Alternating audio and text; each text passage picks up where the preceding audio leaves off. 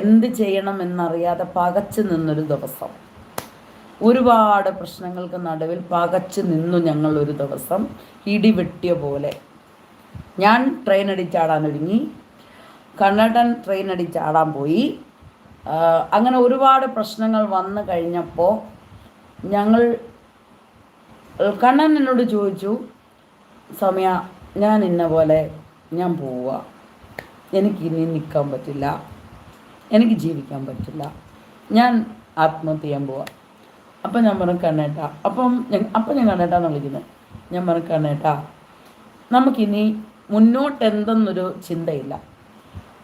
നമ്മുടെ മുന്നിൽ ഇനിയും ഉള്ള ഒറ്റ ഓപ്ഷൻ ഒന്നില്ല മരിക്കുക, ഇല്ലെങ്കിൽ ഒന്നിക്കുക എന്നുള്ളതാണ്.